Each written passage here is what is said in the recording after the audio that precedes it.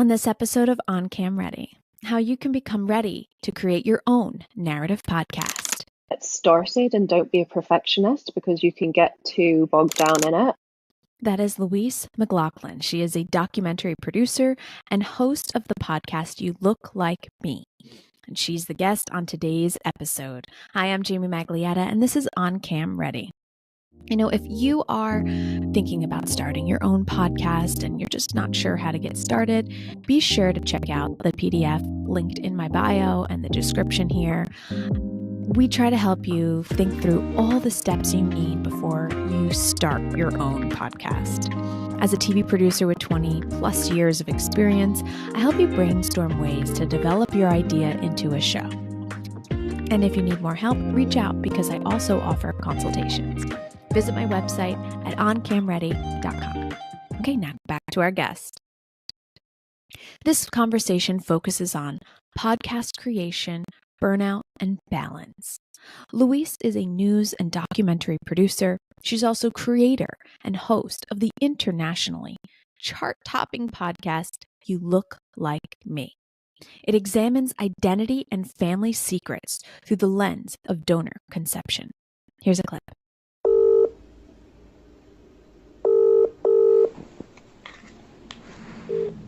Neil. It went to voicemail. Fucking hell. I hung up. Why is that so stressful? Oh my god, I planned what I was going to say. I'm going to say, hi Neil, my name is Louise. I'm calling with a very strange question, but hopefully it makes sense to you in a minute. And I hope you don't find it offensive, but I was just wondering if you've ever donated sperm. Oh my god, what a ridiculous thing to ask. Maybe I shouldn't be calling him. This podcast wasn't something she jumped into quickly. You know, she brought life to the topic after writing about her own experience. And the way this podcast got started is so unique. It's like a once-in-a-lifetime opportunity that happened to her. And her story is so inspiring and worth listening to. If you have an idea or you have some value to offer the world, be sure to write about it and share because you never know who's reading. That's the one piece of advice I'll say you must take away from this conversation. All right, so now here's Louise. Louise has credits at CNN, NBC, Vice, and BBC. We recorded this conversation in December of 2023. With us now is Louise. Louise, how are you? I'm really good. I'm looking out my window into pitch blackness and hoping that the lighting is holding up. But yeah, no, it's really cool to talk to you. And thanks for having me. You know, backstory, we met in London and we worked together a while back at CNN International. So for those who are listening and aren't familiar with either of us, we've both worked at CNN and she's actually freelancing there currently as of this recording. So you know, just before we get into podcasting, do you mind just sharing a little bit more about how you decided to develop your idea into a podcast show and how you were juggling it all with your work at CNN and Vice and just your career in general? Yeah, I mean, I think I'm kind of an ideas person. I love like coming up with all these concepts, and then I think sometimes I have too many and I don't have the follow through. But I was just, it felt like it was really lucky timing in that I had actually just started a job at NBC, but the pandemic hit and I had this idea from an article that I had written. It's, you know, my life story, but I had never really planned to take it public. And then I wrote this article, and I guess, you know, when you work in news and you're like doing news of the day, you don't get that instant feedback. So you don't really know how your stories are landing or if you're making an impact. And I wrote this article, which was about finding my biological half sister. And I got feedback from all over the world from people who were also donor conceived like me, who were saying, you know, I've never heard anyone put how I feel into words before. And I had thought that I was writing this really personal essay that wasn't going to land and no one else would get. And I was just so surprised that it really connected with so many people. And I was watching media coverage of kind of fertility issues. And we have a fertility week over here in the UK each year. And I was noticing that there's a lot of conversations around people trying to conceive and people using donors, but there's no donor conceived people being included in those conversations. And I think I like went on a Facebook group and I was like, this is so frustrating. You know, our stories deserve to be heard. Again, I had the positive feedback, and someone approached me and they said, you know, I think you did a great job with that article. Why don't we brainstorm? And, you know, I'm happy to financially support the first few episodes, and let's see where it goes. And this happened smack when the pandemic happened. And so I had this free time that honestly, you know, I have struggled to carve out since not working at home and since not kind of having that free time. So it was kind of, yeah, it was a mix between the story that had been bubbling under the surface, this very kind person seeing a need for these stories to be told, and also just taking a chance on me off the back of that article. And then, yeah, just a lot of things coming together, I guess. And what you're saying is not a common story. You don't really hear many people come forward and say, someone came out and wanted to financially support my story, my narrative, right? You created this podcast. And for those who haven't listened beyond the clip I played, you know, it is a narrative podcast, right? You're pulling clips and interviews and you're weaving together a story to really help people better understand your voice and your perspective, right? Yeah. And I think it is just incredible. It's almost like a miracle that you had someone come forward, because if they didn't, do you think you would have ever gone out on your own and done this? Like created a podcast? Yeah, I remember when he approached me and we were talking about the best way to do it. And the conversation was kind of, you know, well, I've gone out and I've done the print article and it did well. How can we elevate this? How can we change it? How can we grow it? And pretty early on, we were like, well, we don't have the money for TV. So, you know, do we do a YouTube series? And then, yeah, the idea just came to do the podcast. And it was kind of a new world for me. I did a bit of radio in college, but it wasn't really something I dabbled in. But yeah, I mean, just even saying, would this podcast exist had they not approached me? Would the podcast take the form that it took had they not approached me when they did as well? Because when the pandemic happened and I was recording, I found my biological father while I was recording. And the fact that that happened when the podcast was off the ground, and I kind of then obviously, you know, picked up that microphone to capture those moments and wouldn't necessarily have done that otherwise. Yeah, it was just a lot of things came together. And I don't want to downplay, like, I know, especially as women, like, we're so quick to say, oh, it was lucky and it was, you know, fortune and it was timing. You know, there's obviously a lot of hard work that has gone into the podcast to make it what it is. But you couldn't plan for that kind of timing either. And I, you know, I'm very aware of that. It expanded not only your story, but also your personal brand. You know, you've become a speaker.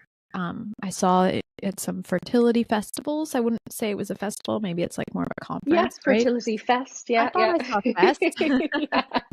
But you know, you have become more than your article, right? And what drove you to write that article? I mean, as journalists, we all are compelled to write and share our stories in different ways. But what was it that really pushed you to put your typing to action? Yeah, I mean, is actually a really good question. I think, you know, when I found out I was donor conceived, it was such a taboo subject, and it still is in many ways, less so than when I was 13 and found out. But there was always this kind of, you know, don't tell, you don't tell friends, don't tell family, no one knows. And that was just kind of the way it went for decades. And I had signed up to multiple DNA sites over the years, and when I was 26, I matched with my first match, my half sister, and I met her, and it just answered so many questions that I had brewing for, 15 plus years. Where did I get this part of my personality? Where do my cheekbones come from? And it was just magical, and she's such an incredible person that holding the secret just didn't feel like the honorable thing to do anymore. I needed to honor the relationship that I had with her now. And I don't know why honoring that relationship meant, okay, we take it fully public. I don't know if that was almost like a rebellion against thinking that I had to keep the secret for so long. And I don't think I really thought it through. It was like a personal essay that, I almost saw it as like a blog post. Even though I do look back at it and go, that's probably the best thing I'll ever write, which is the nicest, it's a good feeling. When you crafted your story, did you already know where you wanted it to be published, or did you publish it in like a forum and then it get picked up? So it got commissioned, yeah. So, I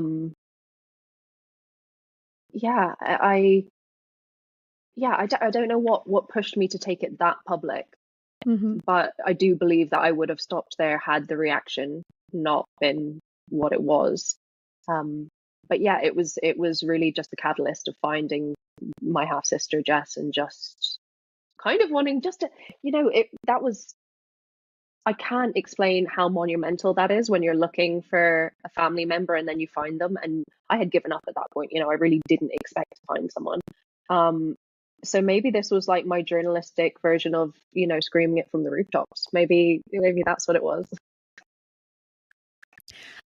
I would agree. I mean, I think that as journalists, we're all mission driven, right? And I think once you found your sister, maybe there was a sense of purpose that you had to help others, just keep going and to connect and to advocate for all those that are not heard and have had to keep quiet. I think it is a remarkable experience and something unique, right? And everyone who wants to be on camera or to start their own podcast is hoping to tap into something that you've uncovered, right? A very unique storyline that other people can relate to.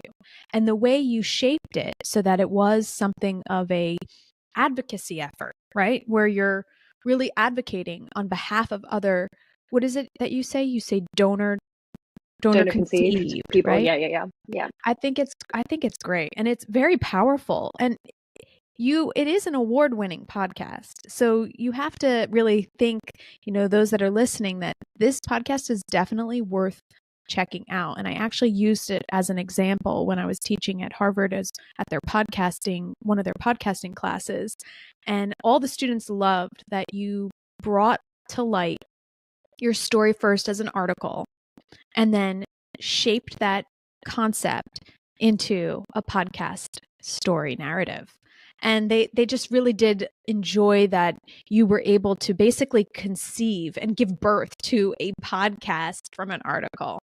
And many people listening may be in the same situation. They may have written a personal essay and are hoping to shape it, hoping to maybe expose an element of their life that they haven't really ever been able to talk about, to help connect with other people. So when you started to shape the podcast and you're thinking back, do you remember some of the steps you took to really come up with your narrative scope and your plan for this storytelling mission? Yeah, I mean, absolutely. The article, like I said, was really a personal essay, and there was no advocacy involved in that whatsoever. That was like me putting my brain onto paper. But when it came to do the podcast, the person who approached me had kind of gone, I want to do this he's also donor conceived. He said, I want to do this for our community. So already we kind of wanted to do something that would elevate our voices and kind of hit home in a way that we thought would be beneficial. And I got in touch with a producer. And I know a lot of people don't have, the benefit of having a producer, but because this was funded, I was able to reconnect with someone I had worked with previously on a DNA themed podcast that I had been an interviewee for. And I remember chatting to her originally, and she said the line, what do we want here? Do we want this to be a vanity project? And I remember being like, oh, kind of taken aback. And she was like, I don't mean that as a bad thing, by the way. A vanity, we can frame it around you. We can frame it, this is my story, this is me telling it. And I straight away was like, no, absolutely not. This is something that elevates other voices. And even in like the intro or the promo that you can still hear on Spotify, that's kind of like the mission statement that's running throughout. It's, we're getting voices from around the world. And that kind of changed as we went when I found my biological father. But I think we still held true to kind of honoring those voices. And then we just used my narrative as kind of like this thread that kept listeners coming back, and kind of like we got those cliffhangers because of the way my own story was moving, but we still had those other voices. And it actually shaped where we went, because I either copied my story. So, if I found a half sibling, I would speak to other people who had found other half siblings, or I would go the opposite way. And when I found my biological father, I would then interview people who hadn't ever found a biological parent, or had been rejected, which was the opposite. So I would either talk to people who could kind of, back up what I was saying, or who had completely opposite experiences. And while we're talking about this, I'm still sitting here thinking, do you still talk to your half sister and your father? Yeah. Oh, absolutely. Yeah, we're growing relationships all the time. Yeah. Wow. And again, we're talking to Louise McLoughlin. McLoughlin, right? I'm saying it correctly. McLoughlin. Yeah. I don't say it with the accent you say it with. No, but I think it's wonderful that you still stay in touch with them. What have you learned from building that relationship? Oh my God, so much. So much. Like, is there something you didn't include in your podcast that you would want to tell the listeners now that maybe are listening to your own podcast and are potentially wondering about? Has anyone reached out and asked? Or is there anything that you would want to follow up with that's worth sharing today that could help anyone who's listening to your own podcast have maybe closure or a better understanding of where things are? Yeah, I mean, people reach out all the time, which is amazing. Like, again, that kind of feedback that you get from a project like this that you don't get from like day-to-day news. But I think actually I've just come to the end of season 2, and it's almost the opposite. As I grow my relationships more, it makes me wary of being public about them, because I want to be true to the audience and I want to be true to the story. And when I met my bio dad, it was all this like swirl of excitement. And, since when I started the podcast, I only had my half sister, and now I have biological father found, I have a biological grandmother, and I have a half brother and an additional half sister. So that's growing. And finding them's been amazing, but we're now like a unit. We have a WhatsApp that we are all on, and it's like any relationship, like any family, kind of family, not really, but it's not all perfect. And I don't want to get to a point where I start, I'm not out to air things that aren't perfect, but I'm also not out to pretend that things are perfect. So I think it's just, the more personal it becomes, you have to balance between taking the story to the audience and then choosing not to at the same time, if that makes sense. Yeah, it does. And, what I'm curious about is as you started to weave all these sound bites together, were you interviewing people on camera or on the phone? Like, how did you go about collecting your sound for the podcast? Yeah, literally the way we are now. Definitely camera on if you can. I just think you connect better with people. It's so much nicer to do it in person, but like I said, this was a podcast born in the pandemic, and there are international, I wanted it to be a global podcast, and again, we did not have the budget for me to be flying out to, far-flung America. So yeah, I mean, I think as journalists, we've all just adapted to making this work. And is it as amazing as in person? Probably not, but we've done it, and you do get great interviews out of it. At the same time, especially when the connection is good. I have had versions where the connection has not been great, and that has been a struggle. But yeah, mostly it's been okay. And so what I'm hearing is you have recordings on camera that could potentially turn into a video podcast. Maybe if I went back and got retrospective permission, but yeah, I don't know. I don't know what newness that would bring. But yeah, I mean, who knows?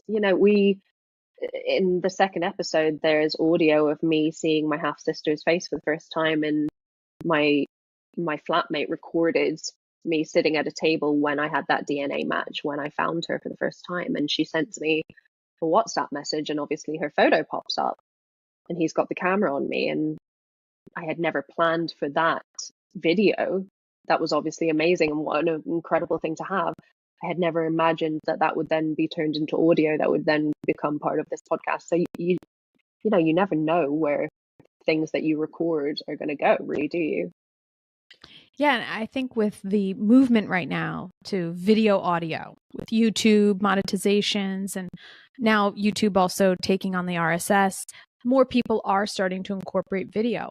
I think it does make it a bit harder to incorporate it, because if you are having more personal stories and maybe people don't want to be on camera for, so it may be a little bit more difficult to get those emotional interviews that you were able to get by not having the camera on. But I mean, I'm all about, if you can repurpose it, I bet you have more legs on that, and it's always worth sharing and connect with more people, and maybe even start a documentary. My gosh, my head's going in all different places. But I think, it would be really great if we just went through a few tips for people that are trying to put their idea to action and really want to develop their own show. So what maybe are 3 tips that you would share to help someone get off the ground? Yeah, I mean, I think doing it on something that you are passionate about, it's so obvious, but trying to guess what's popular is just, you're just not going to have the passion behind it, I don't think. And it's amazing how people, like an audience and listeners, can pick up on whether you're genuinely interested in what you're talking about. And again, for me, it was just being able to incorporate those different voices. But I think there's so many different ways that you can do a podcast. You can literally sit down and have a conversation and record it and not edit it at all. Or you can go down the route we went, and we kind of made it into, a documentary style, where we've got those teasers and those cliffhangers and that narrative running through, but then other people coming in. But I would say, I've listened back to my first episode and I go, oh my God, people are being directed to my podcast and they're listening to that. And I look at even listenership rates, and, obviously, I feel like every podcast will have, most people will listen to the first one unless one goes viral, and then drop off. It's just the nature of it. But yeah, I look back at it and I'm like, oh, there's so much I would change. But I think that's okay. I think it's okay to not know your exact style on the first episode, because my podcast developed so much and changed so much as it moved along, and some things worked really well and some things didn't work so well. And I didn't know that until I made it, So would you say, like, your top 3 tips, what I'm hearing is, like, understanding your style, your concept, and the direction of your narrative? Or how would you describe your 3 tips? Like if you were just say, these are my 3 I would tips. say just get started and don't be a perfectionist, because you can get too bogged down in it. I think there's a fight outside on my street. That is not a tip. I would say be passionate about what you're doing, and just be genuine. Just be, talk to your audience like they're along for the ride with you, and they're invested. And it's quite an intimate relationship again compared to other mediums. I think people really do connect through it. I think podcasting has become so mainstream and it feels like everyone has a podcast. So I don't like it. It feels weird to get like emotional about it because I feel like everyone's doing it, but it is a special medium. It is. And as much as it feels like so many people are doing it, it's not as saturated as it appears, because so many people, as you and I have talked about, burn out, right? After it's called pod fading. They do 10 episodes and then they can't do anymore because it's a lot of work. What advice would you give someone who's hoping to do a narrative podcast like yours on how to juggle the workload with the production and your job? Yeah, I mean, if anyone finds out, I would like them to tell me. I found it really, really difficult. I did. And what worked, I had a different editor for season 1, and then someone who was donor conceived came on and kind of worked with me for season 2. But they weren't really they weren't over my shoulder, and I kind of had to go to them and I had to be like, oh shit, we really need to get on this now, which was different to the first time round because my producer was so on it. She was like, Louise, where's the next episode? And I feel like I had to get that external pressure elsewhere and put it on myself. What I found really useful was going onto social media and being like, we've got a new episode coming out in 2 weeks on Wednesday. And, we didn't have it ready. But then everyone would respond and be like, that's amazing, can't wait. And you'd be like, oh God, it's like, now I got to do it. So it's just making those like external pressures, I guess, and kind of like almost like tricking yourself into just doing it. I'm sure other people have better ways. But those are good tips. And now you keep saying on the second season, but I'm wondering, I mean, I remember you posting something about how I think you weren't going to do it anymore. Have you changed your mind? It's TBD. TBD. Yeah.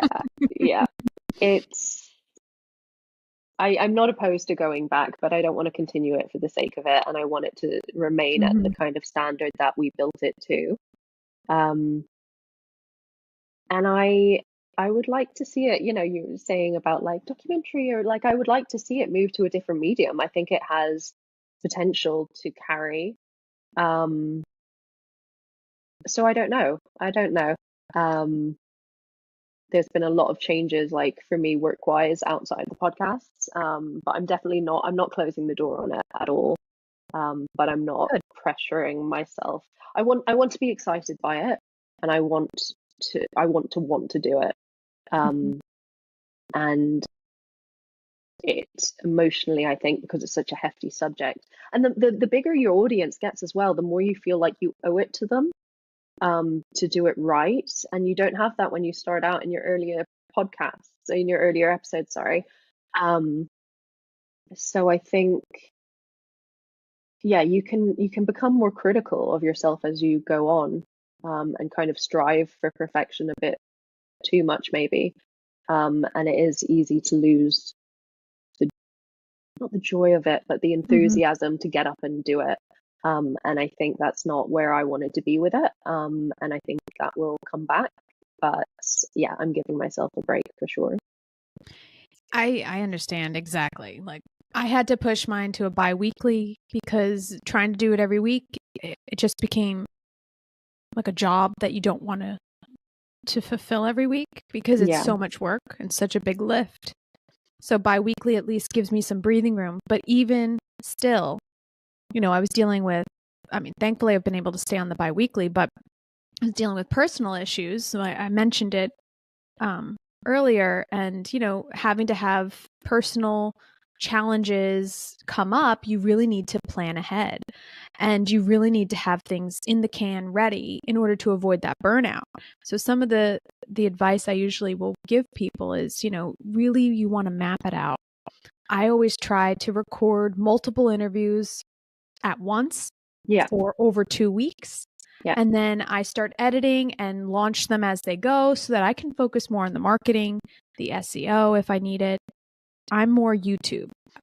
I personally don't focus on the podcast platforms as much currently because I've been focused on testing out YouTube ahead of the RSA integration and trying to put this on YouTube as a visual podcast has been my priority. So I don't even know, I think I had like 800 downloads at one point when I looked last, which is great, but I'm not sitting there every day looking at my analytics on a podcasting platform. I do use Anchor. It is free for anybody who's looking for a hosting platform, but you really do want to pay for the platform so that you get all those opportunities to increase your SEO, have your transcripts included, so that helps with searching. There's a lot that goes into it. So it's important to have a schedule. So as I was saying, one way, if you guys are listening and you're thinking, gosh, how do I avoid burnout? How do I get started and become on camera ready every time this podcast is due? Planning it out like a TV producer, having backup plans just in case, and really having your routine so that you can always fall back on it and it starts to move like a machine, and that will help. And it's hard, like as she's saying, right, guys, you're listening. She has a narrative podcast. It's a lot of work. It's emotional. So it really depends on your topic too. For me, I love conversations and I want to just make sure that more people are hearing from the experts and that are within my network, like yourself, and getting to really learn from these TV insiders like yourself too. Being on camera, you were thrust into this like spotlight essentially. Behind the scenes, now in front of the camera. One of the things you kept bringing up was authenticity. On LinkedIn, I recently had someone reach out and ask, how do you maintain authenticity when you're talking on camera? Like this individual, I guess, feels as if he is not sounding like himself, or he struggles with coming off as genuine. I personally just feel like because of our background, and you correct me if I'm wrong or if you disagree or not, but because of our background, we're not really afraid of cameras. Like I don't look at the camera and feel like I need to be someone different. How do you present on camera and stay true to yourself, Louise? Yeah, I mean, I don't know. I feel like being in TV can go like one way or the other in terms of like being authentic and seeing a camera or not seeing a camera. And, when you're surrounded by kind of, the broadcaster voice and the broadcaster stance and the hand movement. And obviously you don't have to think about that so much over a podcast. But I remember when I was in college, I was doing an internship in radio and I was being trained to be a newsreader. And I was trained and I was trained and I was trained and I never actually got put on air because I couldn't nail the voice that the station wanted me to have. And I really beat myself up about it actually, because I couldn't understand what I was doing wrong and why I didn't sound like everyone else. And now I am so glad I don't sound like everyone else. That's the beauty of doing your own project. Like I said, I had a producer, but it was like, this was kind of my baby that I was creating, and no one was going to be like, actually, you don't sound BBC enough, or you don't sound, as long as I'm eloquent, as long as people, know what I'm saying, I sound more polished, definitely. I listen back to the first episode and I'm like, okay, the confidence maybe isn't there, or just small things, or just like the pacing. But I became more myself. I didn't become, I actually learned to just speak like I speak, but a bit more, I don't know, a bit more, I don't even know what the word is. Maybe it is that you just became more confident in who you actually are, and you were able to show that under the pressures of the lens or under the pressures of being on a mic. Maybe? Yeah, I think so. I just broke away from, oh, this is how I'm meant to sound. And I just went, oh, this is how I sound, and there's there's things I do that I haven't heard anyone else really do. Like I'll kind of like laugh through a sentence in a weird way or something, but I kind of just, I don't know, I like it. It's just like, and it obviously worked, and it's not, it was really cool to go from, that college student going, oh, I'm never going to be able to do this. And then flash forward to 10 years later, and this podcast that I've come up with is, internationally acclaimed. And I'm the same person. Nothing's different. My voice is the same. It's just that I was allowed to do it, and I was allowed to not have to squeeze myself into another mold. And I think that's the power of doing your own project. And a lot of what I'm hearing her say is like confidence and being comfortable with who you are, embracing some of maybe your unique qualities to really help you sound as authentic and genuine as possible. And I would agree with it all. My husband said that on the first podcast I started in like a year ago now. My husband said I would sound like I was a music theater junkie or someone on camera, who has had a musical theater background. And I was like, really? He's like, you're sounding like you're in a theater. I was like, oh, really? Gosh, I got to stop. So then I started to listen back. And I think it's also important to listen to how you sound to get a better sense. So you're like, okay, I actually thought that was the voice I needed to the point you're making. I was trying to fit myself into a box, but I clearly wasn't doing it the right way. And now I just need to embrace how I sound and just be comfortable enough to talk the way I would talk to you if we were out having a coffee somewhere. And that's kind of how I keep going, at least. Exactly. That's exactly my experience as well. Well, I've really enjoyed our conversation. I think we've provided everyone with some great tips. But before we go, are there any last minute thoughts that you might want to share with people who are looking to develop their own show or are just trying to look for some more tips on how to become on-cam ready? Whew. I'm sure you asked me to loaded. Yeah, I mean, I can only speak to my own sticking points, but yeah, just going back to, I am such a perfectionist and I find it so difficult to do something if I'm not 100% perfect at it. But you just have to, unfortunately, unless you have a full production team behind you and a wad of cash, which, we don't have that luxury most of the time. You just got to do it, and you just got to see what works for you, see what works for the audience, and just give a shit, just give a shit about what you're talking about, and give a shit about your audience as well and how it lands with them. And yeah, like I said, I think this medium is just a relationship, like a two-way relationship more than other mediums are. And I think that's really special and really beneficial. And yeah. And I would agree. And well, the importance is how this lands with your audience. And I hope this landed well with everyone listening. So please reach out. Let us know if you have any additional questions. If you want any more information on Louise, check out the description. And there's a link to her website as well as to her podcast. Louise, thank you so much for joining us. Yay. Thank you so much for having me. So good to chat. Thanks so much for watching. And if you are interested in developing your podcast idea into a show, I have PDFs to help you get started. Really, I'm using these PDFs to help you think like a producer. Once you start thinking like a TV producer, the creative juices start flowing and the development process kicks into gear very easily. So go through my workbook and check out the PDF. They're both linked in the description to this podcast.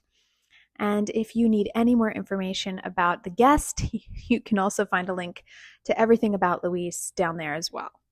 Thanks so much for all your support. As we go into the new year, I just wanted to say I will be looking for more guests in the Atlanta area, as I'm going to start utilizing a studio in Atlanta. And I want to make sure that I highlight people and professionals that are focused on helping you become on-cam ready in the Atlanta area. So if you know anyone, please reach out. Email me, jamie@oncamready.com. Thanks again, and have a great day. I'll see you online.